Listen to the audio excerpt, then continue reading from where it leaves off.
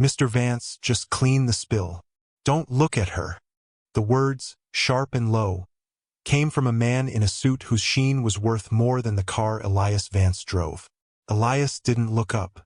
His world was the scuffed marble floor, the acrid scent of burnt coffee, and the steady, rhythmic swipe of his cloth. His knuckles were raw, his uniform worn thin at the elbows, a testament to a life lived on his knees. Beside him, a small figure sat on an overturned bucket, her world contained within the 64 colors of a battered crayon box. Lily. His Lily. Her presence in the gleaming, hollow lobby of Sterling Innovations was a quiet anomaly, a splash of soft, warm color in a universe of polished steel and unforgiving glass. The sitter had canceled, a fever, and the world did not stop for a janitor's childcare crisis. So she was here, a silent 6-year-old shadow, her small hand clutching a blue crayon as she drew lopsided stars on a notepad. The storm arrived without thunder. Her name was Isabel Sterling. She moved through the lobby not like a person, but like a weather system, a cold front that sent shivers through the atmosphere. The air grew thinner, sharper. Men in $1,000 suits straightened their spines, their gazes dropping to the floor. She was tall, encased in a severe charcoal dress that was less clothing and more architecture. Her face was a mask of unflinching, glacial beauty.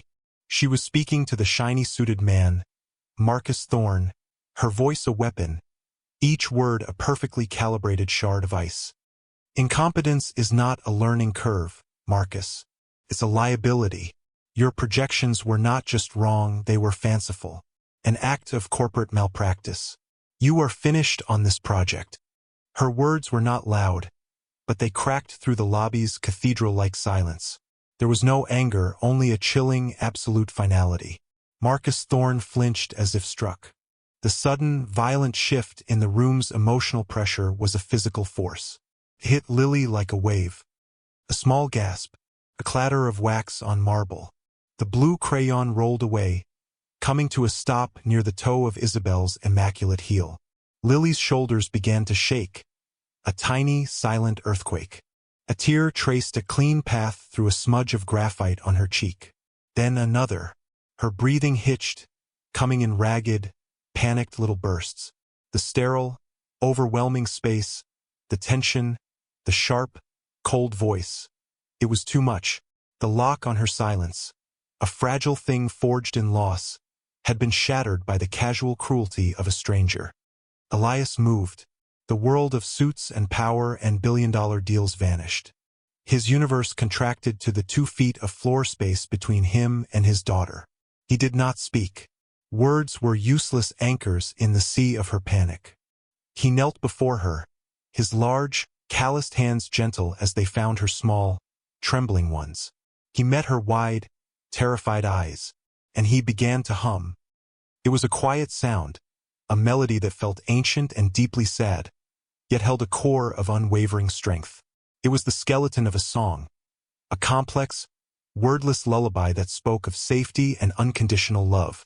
He took her tiny hand and, using his own thumb as a crayon, began to draw slow, swirling circles on her palm. The circles widened, figure eights, spirals. His humming deepened, a low, resonant vibration that seemed to travel from his chest directly into hers. He was not merely calming her. He was rebuilding her world, note by note, touch by touch. Her ragged breaths began to slow, sinking to the rhythm of his melody. Her trembling subsided. She leaned her forehead against his, her eyes closing, safe within the fortress he had built for her out of nothing but breath and touch. From her position a few yards away, Isabel Sterling had witnessed the entire exchange. She had seen the child flinch at her voice. She had seen the crayons fall. She had expected a placating word, a clumsy hug, the typical, inefficient mess of parental distress. She did not expect this. She did not expect the quiet, profound ritual that unfolded before her. It was an act of emotional engineering so precise, so intuitive, it defied logic. He had not fixed the problem. He had healed the wound.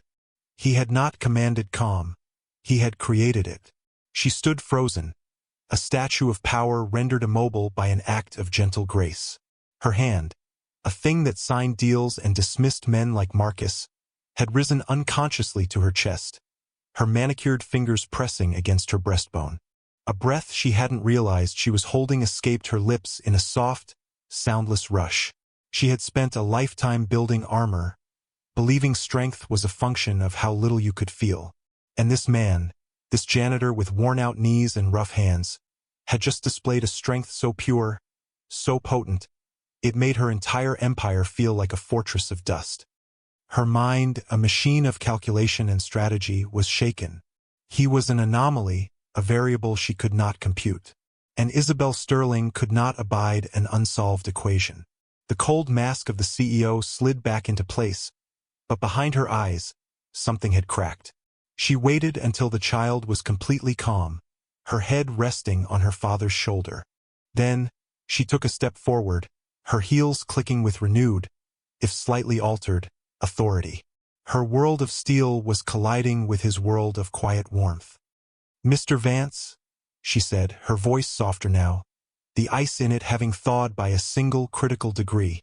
Elias looked up, his expression guarded, protective. "My office requires a specialist. There are maintenance issues on the executive floor that require a more delicate touch. The position is yours, if you want it." He looked from the powerful woman in front of him to the trusting face of his daughter, still nestled against his chest. He saw not an opportunity, but a complication. "We're okay, ma'am. Thank you." Isabel was not accustomed to being refused, but his hesitation, his lack of ambition, only deepened the mystery. "The pay is triple what you make now, and it includes a comprehensive healthcare plan. For your daughter," she had found his pressure point. It wasn't greed. It was love. The 66th floor was another country. The air was different, filtered, silent, still. Down below, in the lobbies and cubicle farms, there was the hum of human effort. Up here, there was only the soundless hum of power. Elias felt like a trespasser, his worn work boots a desecration on the gleaming white marble. His new title was Executive Floor Maintenance Consultant, a meaningless string of words designed to grant him access without raising questions. His job, as far as he could tell, was to exist in Isabel Sterling's orbit. He started by doing what he knew. He fixed things. A persistent squeak in the massive glass door to Isabel's office. A sound so faint that everyone else had tuned it out. He silenced with a single, precise drop of oil. A panel of lights in the conference room that flickered with an almost imperceptible rhythm. He rewired, restoring the room's cold, even glow. He did not ask permission. He simply saw a flaw in the system and corrected it. He moved through the sterile environment with a quiet purpose that was both unnerving and deeply reassuring to those who noticed. One morning, he brought in a small, potted snake plant, its green, waxy leaves a stark, living contrast to the office's monochrome palette. He placed it in a corner of Isabel's office that received a sliver of morning sun. He never mentioned it. He just left it there, a silent offering of life in a place that felt like a mausoleum. Isabel watched him.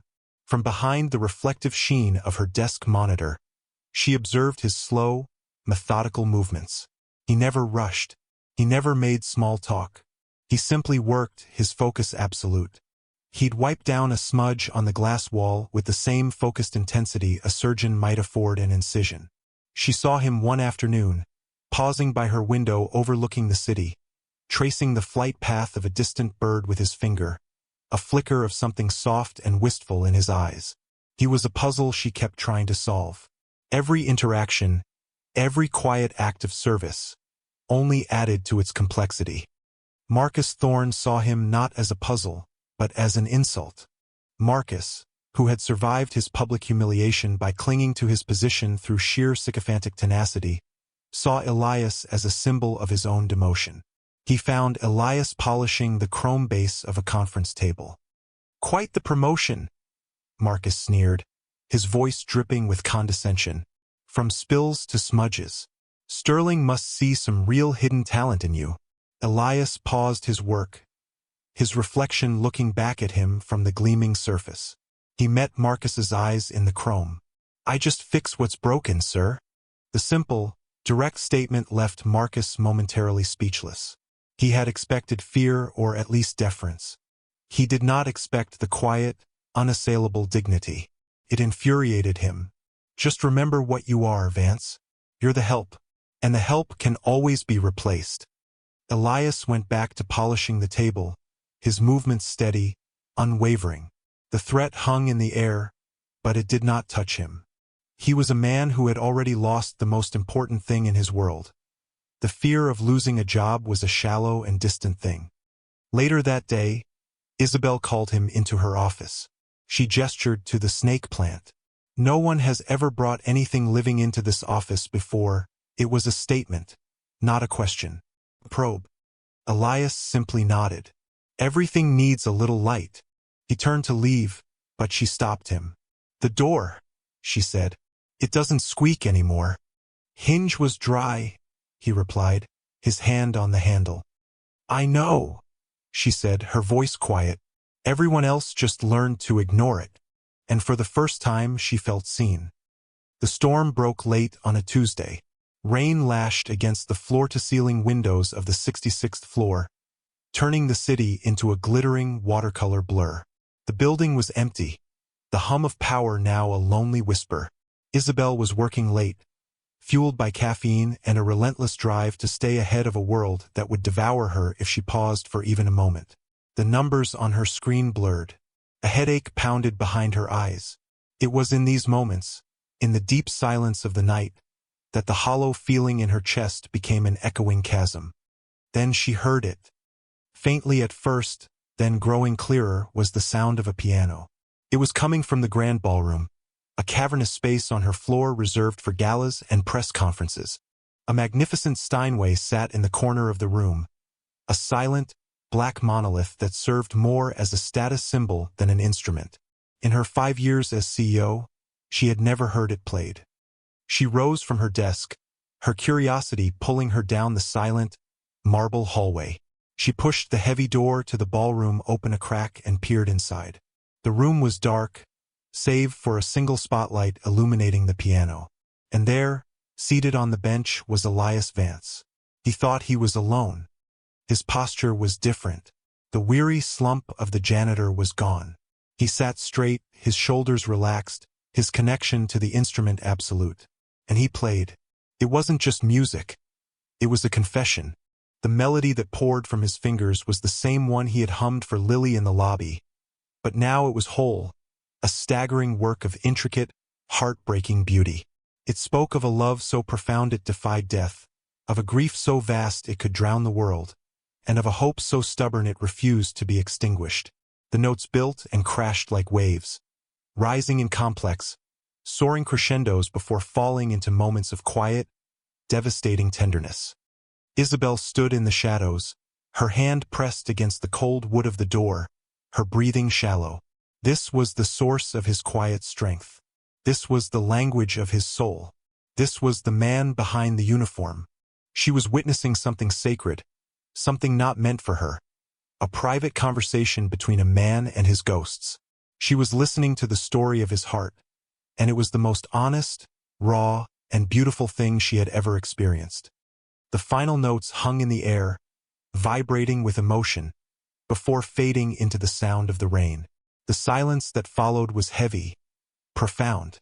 In that silence, Isabel's carefully constructed world tilted on its axis.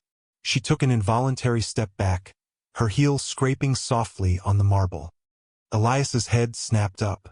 He saw her, a silhouette in the doorway. A wave of shame and vulnerability washed over his face. He looked like a man caught naked, his deepest self exposed. He started to stammer an apology, to explain, but the words caught in his throat. Isabel stepped fully into the room, the dim light catching the stunned, raw emotion on her face. Her corporate armor was gone, stripped away by the sheer force of his music. She couldn't speak. She could only look at him, this man of impossible depths, and wonder how a world so full of noise could have overlooked a soul that sang like this. The storm outside raged on, but inside the ballroom, A new and terrifyingly quiet storm was just beginning. The music had changed something between them. The sterile space of the office was now charged with an unspoken intimacy. Isabel found herself engineering reasons to speak with him, asking his opinion on the placement of a painting or the acoustics in a meeting room, trivialities that were merely excuses to be near the quiet gravity he possessed. She needed to understand the man who could create such beauty. And she knew, instinctively, that the key was not the man himself, but the small, silent girl who was the center of his universe. She found an excuse. The weekend servers are being upgraded, she announced on a Friday afternoon, a statement that was technically true but functionally irrelevant to him. The entire floor will be on lockdown for maintenance. I'll need you here, and you'll have to bring your daughter. Security protocol. On Saturday, the 66th floor was a ghost town of silent desks and dark screens. Lily, holding her father's hand, looked around with wide, curious eyes. It was less intimidating without the swarm of suits. Elias set her up in an empty corner office with a view of the clouds, her notepad and crayons spread out on a low table. Isabel found her there an hour later. Lily was humming to herself, the melody, her father's melody, as she drew. Isabel leaned against the doorframe, watching. For a moment, she was just a woman, not a CEO, observing the simple, profound magic of a child's imagination. She entered quietly and sat on the floor a few feet away, an act so out of character it felt like a rebellion. Lily looked up, her crayon pausing midair. She studied Isabel's face with an unnerving, solemn intensity. Isabel felt like she was being X-rayed, all her layers of power and prestige rendered invisible. "You have sad eyes," Lily said, her voice soft but clear. It wasn't an accusation. It was an observation, a truth bomb delivered with the simple finality of a child. The words struck Isabel with more force than any boardroom attack. No one had ever dared to describe her. They flattered her, feared her, challenged her, but no one had ever simply seen her. She felt a crack form in the ice around her heart. "Do I?" Isabel managed to say, her own voice sounding foreign to her. Lily nodded, then went back to her drawing. A comfortable silence settled between them. It wasn't empty. It was filled with a quiet, shared understanding. After a few minutes, Lily tore the page from her notepad. She crawled over to Isabel and held it out. It was a drawing of 3 figures. A tall man with scribbled brown hair, a little girl in the middle, and a tall woman with long, dark hair, holding the little girl's other hand. All 3 were smiling, their faces simple, happy circles. Above them, a huge, brilliant yellow sun took up half the page, its rays reaching down to touch each of them. A child's unfiltered vision of a happy family. Isabel took the drawing, her fingers tracing the waxy lines. A strange, unfamiliar warmth spread through her chest. It was the most valuable thing she had ever been given. It wasn't a stock option, a contract, or a trophy. It was a gift of pure, uncalculated acceptance. It was an invitation into a world of warmth and connection she had long believed was closed to her. She looked at the crayon sun, and for the first time in a very long time, she felt its hope. The drawing was a bridge, built by a 6-year-old girl, leading from her glass tower to somewhere that felt like home. The drawing was now taped to the inside of a drawer in her minimalist desk, a secret splash of color in her monochrome world. The connection forged that Saturday had deepened, creating a fragile space of trust between them. The pretense of their professional relationship was wearing thin, exposing the raw, human curiosity beneath. The true exchange, the one that would define everything, happened on a quiet Thursday evening. She had asked him to stay late to consult on a security upgrade for her penthouse. Another flimsy excuse. Her home was an extension of her office. A vast, sterile apartment of glass and steel overlooking the city, a place designed for impressive photographs, not for living. It was as beautiful and as lonely as she was. He was tightening a loose fixture in the kitchen when she spoke, her back to him as she stared out at the city lights. "That music you play," she began, her voice a low probe into the quiet between them. "The song for Lily." It's more than just notes. Elias stopped his work. He looked at his hands, calloused and grease-stained, the hands of a janitor. Then he thought of the smooth ivory of the keys, of the story they told. He owed her the truth. It was the only currency he had that mattered. "It was my wife's," he said, his voice thick with memory. "Sarah. She was a concert pianist. A true prodigy. The song. It was the last thing she was working on. A lullaby for Lily. She never got to finish it." He paused, the silence in the vast apartment amplifying the weight of his confession. "There was an accident. A drunk driver. She died instantly." He finally turned to look at Isabel.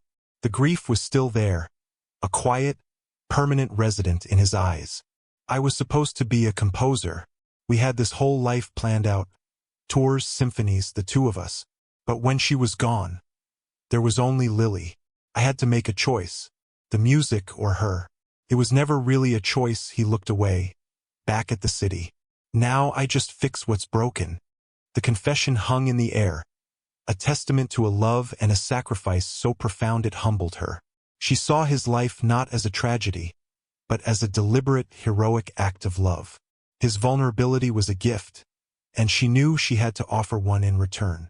She owed him her own truth. She turned from the window, her own eyes reflecting the city's cold, distant lights. "My father was a titan," she said, the word tasting like ash. "He built an empire from nothing. And he taught me that love was a resource like capital. It was to be invested wisely and only where it would yield a return. A good report card earned a hug. A new sales record earned a well-done crying, showing fear, needing comfort. Those were liabilities. Bad investments." She walked over to the immense window, placing a hand on the cold glass. "He once told me, after I lost a school debate, that softness was a luxury our family couldn't afford. That to be a sterling was to be made of steel. So I became steel. I learned to control everything, to feel nothing, to win at all costs. I built this entire company, this entire life, to finally earn his approval." She let out a dry, mirthless laugh. "He died 2 years ago, and the only thing he said to me on his deathbed was, 'Good. The stock price is stable.'" She finally looked at him, her armor stripped away, revealing the lonely, unloved child still hiding inside the powerful CEO. Her confession was not about grief, but about its absence, the hollow space where a father's love was supposed to be. In that quiet, sterile penthouse, two worlds of pain collided. A man who had lost everything for love, and a woman who had gained everything in its absence. They were not a CEO and a janitor anymore. They were two survivors, standing on the wreckage of their pasts, finally seeing each other for who they truly were. The ripple effect of Elias's presence on the 66th floor did not go unnoticed, and it bred resentment in the shadows. Marcus Thorne, whose existence had become a daily exercise in humiliation, watched the growing rapport between Isabel and the janitor with a venomous obsession. He saw Elias not as a man, but as a symbol of his own waning influence, an unacceptable disruption to the corporate hierarchy. He decided to correct the imbalance. He hired a private investigator, a grubby man who specialized in digging through the refuse of people's lives. It didn't take long to find a point of leverage. In the year following his wife's death, Elias's life had fallen apart. Consumed by grief, he had quit his prestigious fellowship at the conservatory, drained his savings, and taken on menial jobs to stay afloat. For a few desperate months, he had fallen behind on rent, leading to an eviction notice, a minor legal skirmish that was quickly resolved, but the record remained. It was all Marcus needed. He twisted the narrative, crafting a story of an unstable, financially incompetent drifter. He anonymously leaked the file, along with carefully selected office gossip, to a notoriously ruthless corporate blogger known for dismantling reputations. The headline was poison. Sterling's Empress and the Janitor? CEO's bizarre friendship with unstable employee raises alarms. Is the company at risk? The article was a masterpiece of insinuation. It painted Elias as a cunning opportunist preying on a lonely executive. questioned his character, his past, and, most cruelly, his fitness as a single father. The final paragraph was a targeted strike. Sources within the company are expressing concern not only for Sterling's judgment, but for the well-being of the child so often seen in this high-pressure, inappropriate environment. One has to wonder if a man with such a volatile history is a suitable guardian. The implicit threat of a Child Protective Services investigation was unmistakable. It was a primal attack, aimed not at Elias's job, but at the very core of his identity, his role as Lily's father. The fallout was immediate and catastrophic. The company's stock dipped. The board of directors, a council of old guard sharks who smelled blood in the water, called an emergency meeting. The message was clear and unanimous. Isabel had to cut Elias loose. He was a liability, a threat to the company's image, a mess she had to clean up before it stained the brand permanently. She was backed into a corner, the cold, hard logic of her old world bearing down on her. For years, her choices had been simple, governed by a single principle: protect the company. It was her armor, her fortress, her life's work. But now, for the first time, the company's interests were in direct opposition to the quiet, dignified man who had taught her the value of a squeak-free door and the healing power of a child's drawing. She had to make a choice: protect the steel empire she had built, or protect the fragile human connection that was just beginning to make her feel alive. The boardroom was a theater of war. The long, obsidian table reflected the grim faces of the board members, a jury of gray-haired men who had long subscribed to the gospel of the bottom line. They expected capitulation. They expected their CEO, the woman of steel they had groomed and respected, to make the logical, unemotional choice. They expected her to sacrifice the pawn to save the queen. Isabel entered the room, her composure absolute, her face an unreadable mask. She let them talk. They spoke of fiduciary duty, of shareholder value, of optics and damage control. The words were a familiar litany, the cold hymns of her former faith. Marcus Thorne sat at the end of the table, a smug, predatory stillness in his eyes. He believed he had already won. When they were finished, a heavy silence fell. All eyes were on Isabel. "Thank you for your input," she said, her voice quiet but carrying the resonant authority of command. "You are correct. This is a matter of company integrity. And as such, I have taken decisive action." She pressed a button on the conference phone. "Mr. Davies, are you on the line?" A crisp, confident voice responded. "I am, Ms. Sterling." Isabel looked around the table. "Gentlemen, allow me to introduce you to Thomas Davies of Davies, Cromwell and Finch. He is the top libel lawyer in the country. He is filing a multi-million-dollar lawsuit against the blog that published these fabrications. We have also retained the services of Argo Security, who have already traced the anonymous leak back to its source. Criminal charges for corporate espionage will be filed this afternoon." She paused, letting her gaze fall directly on Marcus Thorne, whose face had drained of all color. "And a private security detail has been assigned to Mr. Vance and his daughter, effective immediately, to protect them from any further harassment." The room was stunned into silence. This was not damage control. This was a declaration of war. "My final action," Isabel continued, her voice dropping, losing its corporate chill and gaining a core of personal fire, "is to inform this board that Elias Vance is not a liability. He is the greatest asset this company has ever had. His integrity is worth more than our entire Q4 projection. If any of you feel that protecting a good man's honor and his family is a conflict of interest, your resignation letters will be accepted by the end of the day." She stood up, her authority absolute. She hadn't saved him. She had chosen to stand with him. Later that evening, she found Elias in the empty ballroom, standing by the piano, his shoulders slumped with the weight of the world. The public attack had terrified him, not for himself, but for Lily. "I should go," he said before she could speak. "I'm putting you and Lily in danger." "No," she said, her voice firm. She walked to him, closing the distance between them. "I'm not letting them do this to you." She looked him directly in the eye, her own vulnerability laid bare. "To us." He saw it then. It wasn't pity. It wasn't charity. It was loyalty. It was an alliance forged in the fires of a shared vulnerability. He saw a queen choosing not her crown, but her people. He reached out and, for the first time, took her hand. Her fingers, which had felt so cold and distant when he'd first seen them, were warm and strong in his. They stood together in the silent ballroom, a unified front against the storm. The Sterling Innovations annual charity gala was the glittering apex of the city's social calendar. It was a night of performative philanthropy and strategic networking, held in the very ballroom where Elias had once played his soul out to an audience of one. Tonight, the room was filled with hundreds. Reporters, investors, rivals, and the city's elite. The air buzzed with gossip, the scandal surrounding Isabel and her janitor, the unspoken centerpiece of every conversation. Marcus Thorne was there, a ghost at the feast, his career hanging by a thread, clinging to the hope that Isabel would be publicly shamed into submission. When Isabel stepped onto the stage, a hush fell over the crowd. She looked radiant, not in the cold, intimidating way she usually did, but with a warm inner light. She stood at the podium, a single spotlight on her, and smiled.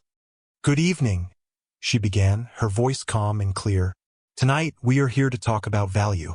We talk a lot about it at Sterling Innovations. Market value, shareholder value, return on investment. We have complex algorithms and brilliant minds dedicated to quantifying worth." She paused, her eyes scanning the room, meeting the gazes of her board members, of her rivals, of the reporters with their pens poised. "But I've come to realize that we have been measuring the wrong things. We measure profits, but not purpose. We measure influence, but not integrity. We measure power, but not kindness." Her speech was a quiet rebellion. She wasn't defending herself. She was redefining the very terms of engagement. "Tonight, I want to introduce you to a man who has taught me more about true value in the last few months than my entire career in business. He is a man of profound integrity, of quiet strength, and of a talent so immense it can only be described as a gift." She turned towards the wings. "Please welcome Mr. Elias Vance." A collective gasp rippled through the audience. Elias walked onto the stage, not in his janitor's uniform, but in a simple, well-fitting dark suit. He looked nervous but resolute. He gave Isabel a small, grateful nod and sat down at the grand Steinway. He placed his hands on the keys. He took a deep breath, and he played. He played the song of his life. The music filled every corner of the vast ballroom, silencing the whispers, extinguishing the doubt. The melody told a story of love found and lost, of a father's fierce, protective devotion, of the quiet dignity of a man who chose family over fame. It was raw, it was honest, and it was breathtakingly beautiful. The entire room was held captive, the symphony of his soul washing over them, cleansing the space of all the ugliness and cynicism. When the final, hopeful note faded into a profound, ringing silence, no one moved. Then, a single person began to clap. Then another, and another. Within seconds, the entire ballroom was on its feet, the applause thunderous, a wave of public vindication that crashed over him. He had not said a word, but his art had spoken his truth, and it was undeniable. Isabel walked over to him at the piano. The applause was still roaring. In front of the entire world, in the full glare of the spotlights and the camera flashes, she reached down and took his calloused hand in hers.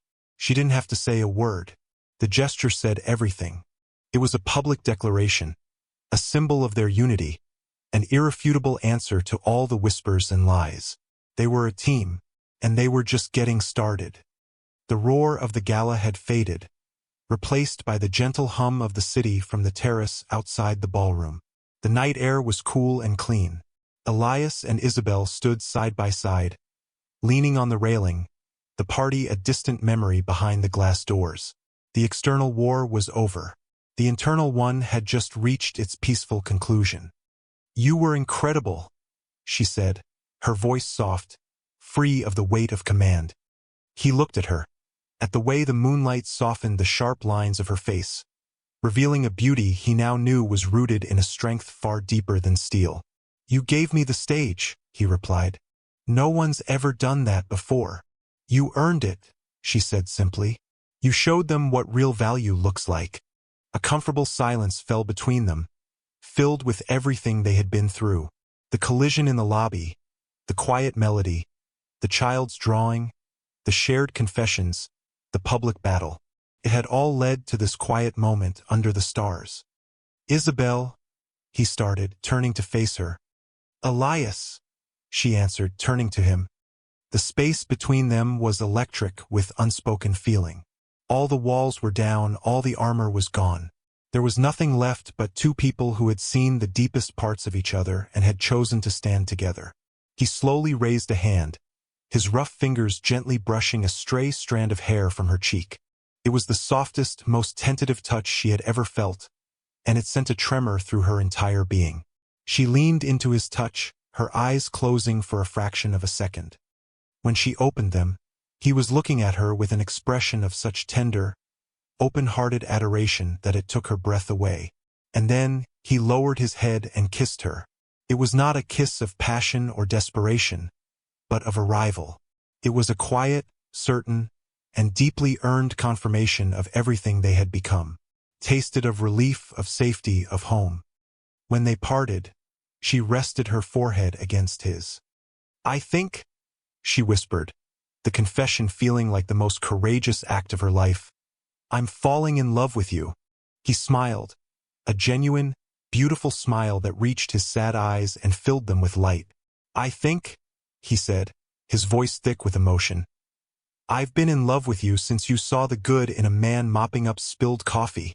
A brief update, delivered in a single sentence a week later, noted that Marcus Thorne's employment had been terminated. The board, faced with a leader who had so powerfully redefined the company's values, had unanimously and enthusiastically approved her new direction.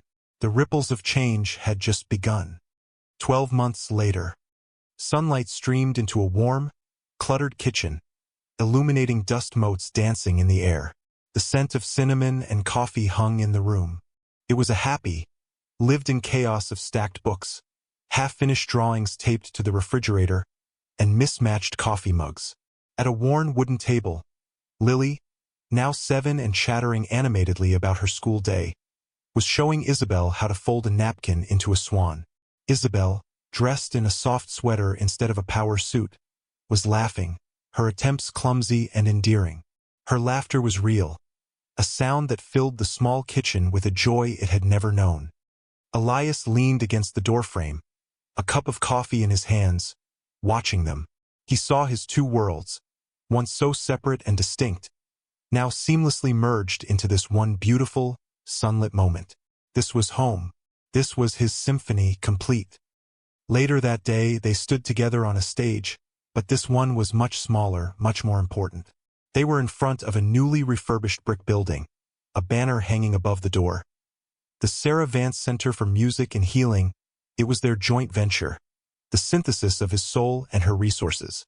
A place where his wife's memory would live on, providing music therapy and a safe haven for children who, like Lily, had known grief too early. He had found his purpose again, not in the grand concert halls he had once dreamed of, but here, in the quiet healing of broken hearts. As the small crowd applauded, Isabel squeezed his hand. He looked down at her, then over at Lily, who was standing between them, holding both their hands, beaming. Later, inside, he watched as Lily confidently led Isabel to a piano in one of the therapy rooms. She began to patiently show Isabel a simple one-handed melody, the first few notes of her mother's lullaby. Isabel followed along, her fingers striking the keys with an unpracticed but heartfelt touch.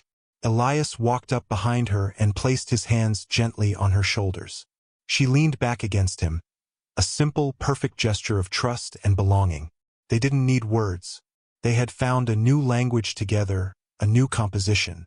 And in the quiet music of their new life, they found a harmony that was more beautiful than any song. Where are you watching from? From a bustling city, a quiet town, or somewhere in between? If this story of love, Healing and finding value in unexpected places touched your heart. Please consider liking this video and subscribing for more stories that celebrate the quiet strength within us all. Your support means the world. Thank you for spending your time with us. Until next time, stay kind, stay hopeful, and never stop listening.